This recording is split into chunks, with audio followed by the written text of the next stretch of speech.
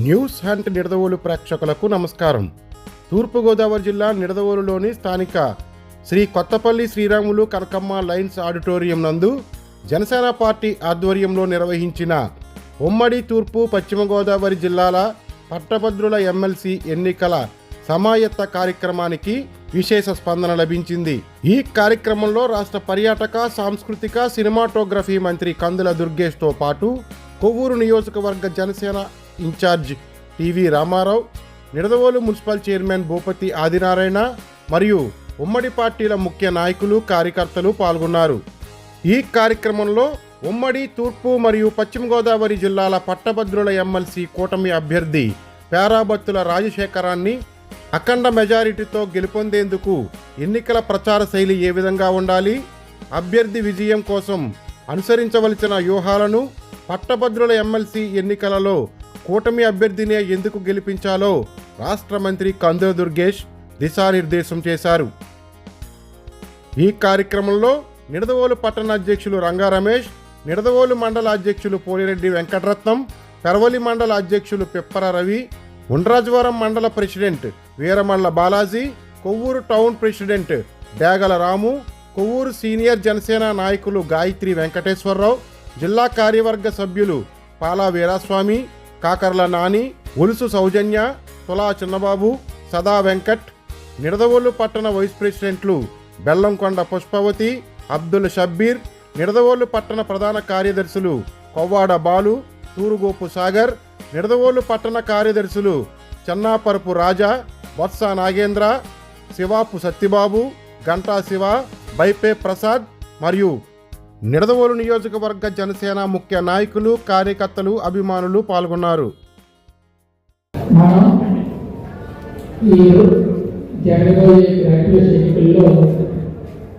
మన ఉమ్మడి అభ్యర్థి పేరాబత్తుల రాజశేఖర్ గారిని మంచి మెజారిటీతో నెగ్గించడానికి మన అందరం కలిసి కృషి చేస్తామని కోరుకుంటూ సందేశం. మనం ఏదైతే మన దుర్గేశ్వర ఎమ్మెల్యే అభ్యర్థి కూటమి అభ్యర్థిగా నిడదవోలు నియోజకవర్గంలో అడుగుపెట్టగానే మనం ఎంతో కృషి చేసి మనం నెగ్గించుకున్నామో, అలాగే మన కూటమి ప్రభుత్వం తరఫున ఈరోజు రాజశేఖర్ గారిని కూడా ఎమ్మెల్సీ అభ్యర్థిగా నియమించడం జరిగింది. ఆయన విజయం సునాయాసం అయినా కానీ మా అందరం కూడా దుర్గేష్ గారి విజయంలో మనం ఏ రంగంలో అయితే కష్టపడ్డవాడు, అలాగే ఆయన ఆదేశాల మేరకు మనందరం కూడా మన ఎమ్మెల్సీ అభ్యర్థి అయినటువంటి మన రాజశేఖర్ని కూడా నగ్గించుకున్న బాధ్యత మనందరం తీసుకుని నగ్గించుకోవాలి. గ్రాడ్యుయేట్ అంటేనే ఒక డిగ్రీ, మంచి హోల్డర్ అంటే ఆలోచన విధానాలన్నీ కూడా ఒక గ్రాడ్యుయేట్కి చాలా బాగుంటాయి. వాళ్ళ యొక్క ఆలోచనలు మనందరం కూడా చాలా మంది కూడా గ్రాడ్యుయేట్స్ ఉన్నారు. వాళ్ళ యొక్క ఆలోచనలు ఎంత మేలుకుంటాయో ఈరోజు అదే ఆలోచనతో మనందరం కూడా డిగ్నిఫైడ్గా ఒక మంచి వ్యక్తిని కనుక మనం ఎన్నుకుంటే రేపొద్దున మన యొక్క నియోజకవర్గంలో కానీ మన ఇతర విషయాల్లో కూడా రాజశేఖర్ యొక్క సహాయ సహకారాన్ని ఉండాలని చెప్పేసి కోరుకుంటూ సెలవు తీసుకుంటున్నాను. ఇది కొంత మేరకు ప్రజలందరూ ఓటేసేటువంటి ఎన్నికలు కాదు, గ్రాడ్యుయేట్స్ మాత్రమే ఓటేసేటువంటి ఎన్నికలు. దీనికి సంబంధించి రమారమి 8,000 చిలుకు ఓట్లు ఇక్కడ నిడదవోలు నియోజకవర్గంలో ఉన్నాయి. అదేవిధంగా కొవ్వూరు, గోపాలపురంలో కూడా ఉన్నాయి. మొత్తం ఈ ఎన్నికల్లో మనం చేయాల్సిన అంశం ఏంటంటే, ఇక్కడికి వచ్చిన వారిలో చాలా మంది గ్రాడ్యుయేట్లు ఉన్నారు, వారికి ఓట్లు ఉంటాయి. వారు కాకుండా ఎవరైతే మన పార్టీ తరఫున, జనసేన పార్టీ తరఫున నాయకులుగా ఉన్నారో, కార్యకర్తలుగా ఉన్నారో, మీ అందరికీ నేను మనం చేసేది ఏంటంటే, రాజశేఖర్ గారు ఇప్పుడు చెప్పారు నాకు, ఏదైతే వాళ్ళకి ఓటర్ లిస్ట్ ఉందో దాని కాపీని మనకి ఎక్సెల్ షీట్ కూడా పంపుతున్నారు, ఒక హార్డ్ కాపీ కూడా పంపుతున్నారు, దాంతోపాటు పాంప్లెట్స్ కూడా పంపుతారు. మీరు దయచేసి ఎటు కూటమి తరఫున ఇప్పటికే ఇక్కడ పూర్తి ఏజెంట్ల వాళ్ళని ఎంపిక చేస్తున్నారు. అయితే వాళ్ళు చేస్తున్నప్పటికీ కూడా, వాళ్ళ కార్యక్రమాన్ని వాళ్ళు చేస్తున్నప్పటికీ కూడా మనం జనసేన పార్టీ తరఫున కూడా బాధ్యత తీసుకోవాలనేటువంటి ఆలోచనతోటే ఈ సమావేశాన్ని ఏర్పాటు చేయడం జరిగింది. ఈ బాధ్యత ఏంటంటే, ఎవరైతే ఓటర్లు ఉన్నారో వాళ్ళందరినీ కూడా ఓటర్ లిస్ట్ ద్వారా కొంచెం ఎన్నికల్లో పనిచేసిన అనుభవం మన జన సైనికుల్లో చాలా మందికి ఉంది. దాని ప్రకారం ఆ ఓటుని విడగొట్టండి. ఎవరెవరికి అందుబాటులో ఉండేటువంటి ప్రాంతంలో వాళ్ళకు ఉండేటువంటి విధానం ఉందో దాని ప్రకారం ఓట్లు విడగొట్టుకుని మరీ ఎక్కువ కాదు, ఒక 50 ఓట్లకు ఒకరు చొప్పున మీరు దానికి ప్రత్యేకంగా శ్రద్ధ తీసుకుని ఆ 50 ఓట్లని ప్రభావితం చేయడానికి మనం కృషి చేయాలి. ఆ ప్రభావితం చేయడం ఏ రకంగా అంటే ఒక ముందు చెప్పవలసింది, ఇవాళ ఉన్నటువంటి ప్రభుత్వం మన కూటమి ప్రభుత్వం. రేపొద్దున ఎమ్మెల్సీ గారు నెగ్గితే ఆయన ఈ కూటమి ప్రభుత్వంలో భాగస్వామి అవుతారు. తద్వారా ఇక్కడ ప్రభుత్వ ప్రతినిధిగా మనకి మంచి చేయగలుగుతారు అనేటువంటి మాట ముందుగా వాళ్ళందరికీ చెప్పాలి. వేరే పార్టీల వాళ్ళు లేకపోతే వేరే అభ్యర్థులు నెగ్గితే వాళ్ళు మా కూటమికి సంబంధం లేని వాళ్ళు కనుక వాళ్ళు మీరు చేయగలిగేది ఏమి ఉండదు, మా అభ్యర్థి ఏదైనా మీకు పని చేయగలుగుతారు అనేటువంటి మాట ఒకటి చెప్పాలి. రెండోది, కూటమి తరఫున పోటీ చేస్తున్నటువంటి అభ్యర్థి పూర్తి స్థాయిలో రేపొద్దున మీకు ఉన్నటువంటి అవకాశాలు ఏవైతే ఉన్నాయో వాటన్నిటిని మీకు తెలియజెప్తారు. నెగ్గిన తర్వాత మీకు అందుబాటులో ఉంటారు. అదేవిధంగా ప్రభుత్వంతో మాట్లాడి మీకు ఉన్నటువంటి సమస్యల్ని పరిష్కరిస్తారు అనేటువంటి మాట కూడా వారందరికీ చెప్పాల్సిన అవసరం ఉంది. దానికి మంచి కార్యక్రమాలు ముందుకు కొనసాగాలంటే లేకపోతే క్షేత్రస్థాయిలో ఇవన్నీ కూడా అమలు జరగాలంటే మన కూటమి అభ్యర్థి మాత్రమే నెగ్గాలి అనేటువంటి మాటని మీరు అందరికీ స్పష్టంగా చెప్పండి. ఇది కేవలం మనం ప్రజల మంచికి బయట బహిరంగ సభలు పెట్టి ఉపన్యాసాలు ఇచ్చి చేసుకునేటువంటి ఎన్నిక కాదు. చాలా ఫోకస్డ్ గా పనిచేయాల్సి ఉంటుంది. ప్రత్యేకించి మనం గ్రాడ్యుయేట్స్ ఓటర్లకు ఎవరైతే నమోదై ఉన్నారో వాళ్ళని దృష్టిలో పెట్టుకుని వాళ్ళని ప్రభావితం చేసే విధంగా మనం కార్యక్రమాన్ని చేపట్టాలి. దానికి అవసరమైనటువంటి కార్యాచరణని ఇవాళ నుంచే మనం ప్రారంభిద్దాం. మరొక 25 రోజుల సమయం మాత్రమే మనకుంది. ఈ సమయంలో మనం చాలా ఫోకస్డ్ గా పనిచేస్తేనే మనం అనుకున్నటువంటి లక్ష్యాన్ని చేరగలుగుతాం. నిజమే, బయట అందరూ చెప్తున్నారు ఖచ్చితంగా కూటమి అభ్యర్థి నెగ్గుతాడనేటువంటి మాట ప్రతి ఒక్కరూ చెప్తూనే ఉన్నారు. కానీ మనం జాగ్రత్తగా చేయాల్సిన అవసరం ఉంది. ఎందువల్లంటే ఈ మొదటి ప్రాధాన్యత, రెండవ ప్రాధాన్యత ఈ విధానాల వల్ల కొంత ఓటర్ కన్ఫ్యూజ్ అయ్యేటువంటి పరిస్థితి ఉంటుంది. అది లేకుండా ఒకటే చెప్పడం వారికి ఇందాక రామారావు గారు చెప్పినట్లుగా, మన రాయుడు చెప్పినట్లుగా ఒకే ఒక్క లక్ష్యం మనకి ఏంటంటే మన మొదటి ప్రాధాన్యత ఒక్కటే మనం తీసుకుంటాం. అది మన అభ్యర్థి నెంబర్ అయినటువంటి ఆయన ఇక్కడ గుర్తులు ఉండవు, అది కూడా గుర్తుపెట్టుకోండి. గుర్తులు ఉండవు, నెంబర్ ఉంటుంది, పక్కన పేరు ఉంటుంది. దాని పక్కన మాత్రమే ఆ ఒక్కటే మనకు కనపడాలి. ఎవరికైతే అర్జునుడికి పక్షి కన్ను మాత్రమే కనపడితే ఆ కన్నును ఎలా పొందాడో అలాగా మనకి మొదటి ప్రాధాన్యత ఓటు ఒక్కటే మనం వేయాలి. అది మన పేరాపత్రులు రాజశేఖర గారికి వేయించాలి. వేయించడం ద్వారా విజయం సాధించాలనేటువంటి మాటని దృష్టిలో పెట్టుకోండి. ఇంకా ఎవరైనా ఓట్లు వేయడానికి ఉత్సాహం ఉండి ఇంకా ఓటర్లుగా నమోదవుతూ అనుకునే వాళ్ళు ఎవరైనా ఉంటే మరొక 2-3 రోజుల సమయం ఉంది. ఈ 2-3 రోజుల సమయంలో ఓటర్లుగా నమోదు చేయించండి. తద్వారా ఎక్కువ సంఖ్యలో మనం ఎవరైనా ఓటర్లు నమోదు చేస్తే వాళ్ళు ఖచ్చితంగా మనం చెప్పిన మాట పెట్టాలి. వాళ్ళు మనకే ఓటేస్తారు కనుక మన మనుషులు ఎవరైనా సరే ఓటర్లుగా నమోదు అవ్వాలనుకుంటే వాళ్ళు నమోదు చేయించండి. తద్వారా వాళ్ళు కూడా ఓటర్లుగా జాయిన్ చేసిన తర్వాత 27వ తారీఖున జరిగినటువంటి ఎన్నికల్లో మనం కూడా డివైడ్ అవ్వాలి. అన్ని చోట్లకి కూడా మనం ఎలాగా బూత్ ఏజెంట్లు శేషారావు గారు పెట్టారు.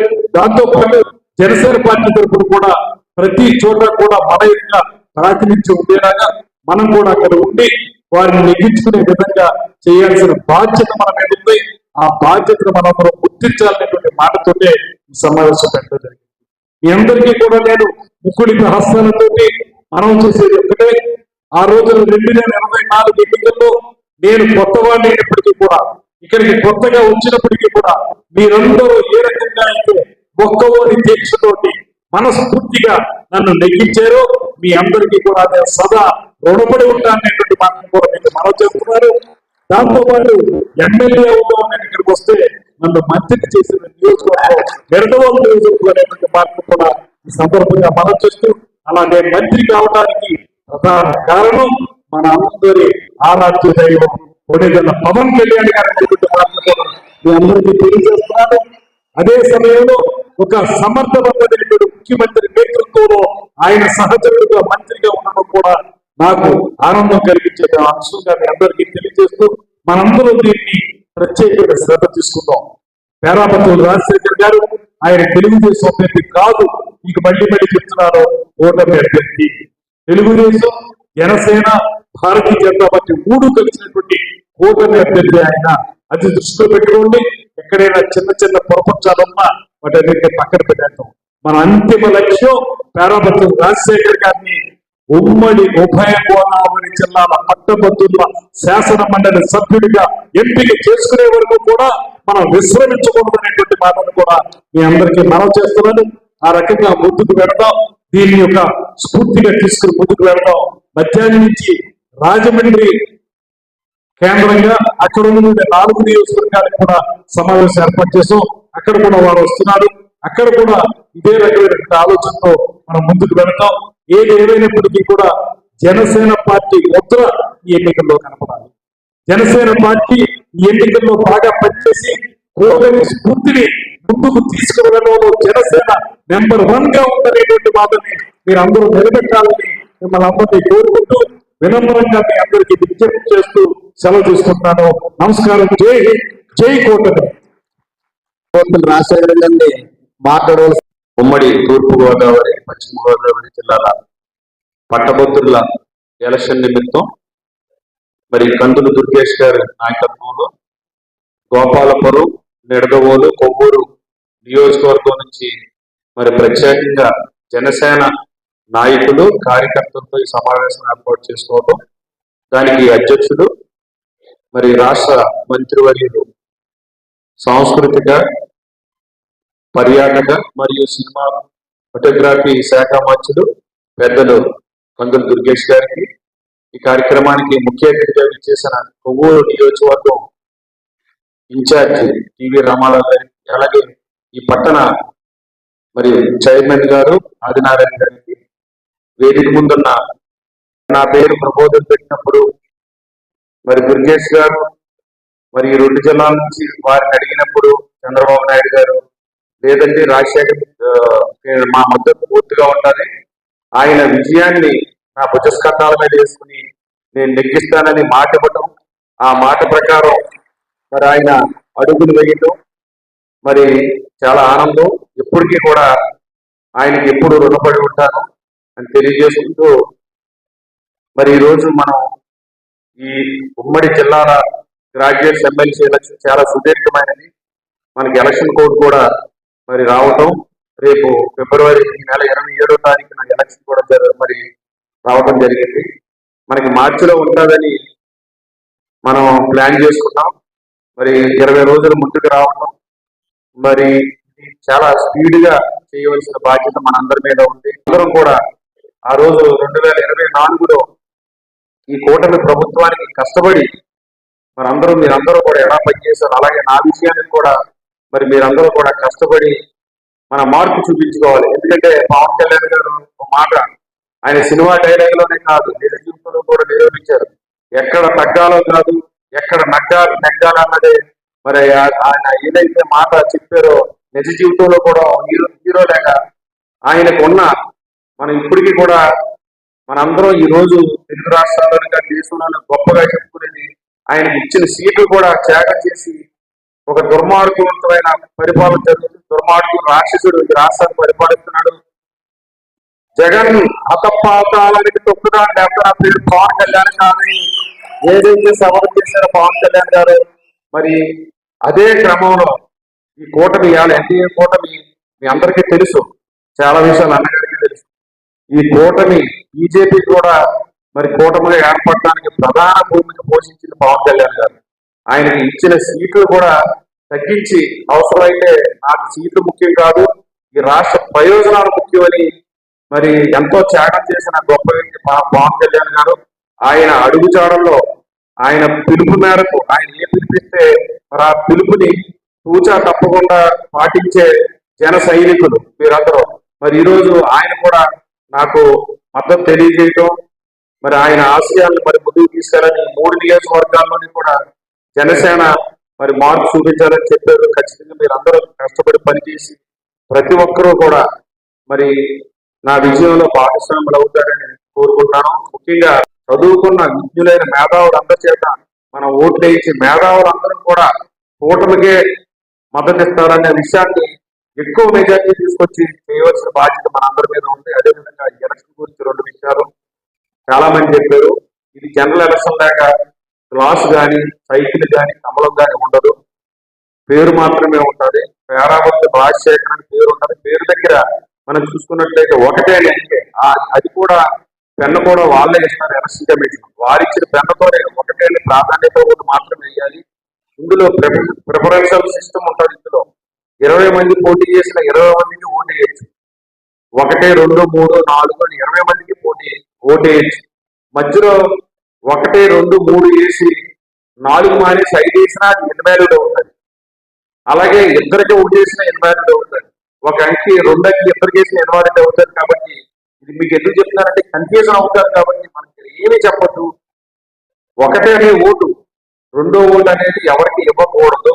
రెండో ఓటు మనం ఎవరికైనా ఇచ్చినట్లయితే మన బలం మనం తగ్గించుకున్నట్లే. కాబట్టి ఒకటే మొదటి ప్రాధాన్యత ఓటుతో ఎక్కువ మెజారిటీతో గెలిపించాలి అని మనందరం కూడా బాధ్యత తీసుకోవాలని కోరుకుంటూ, నా విజయంలో మీరందరూ భాగస్వాములు అవుతారని, ఇది నా గెలుపు కాదు మీ గెలుపుగా భావించి నన్ను అత్యధిక మెజారిటీతో గెలిపిస్తారని కోరుకుంటూ మీ అందరి దగ్గర శిరస్సు వహించి మరి కోరుకుంటూ సెలవు తీసుకున్నాను. జై జనసేన, జై ఎన్డీఏ.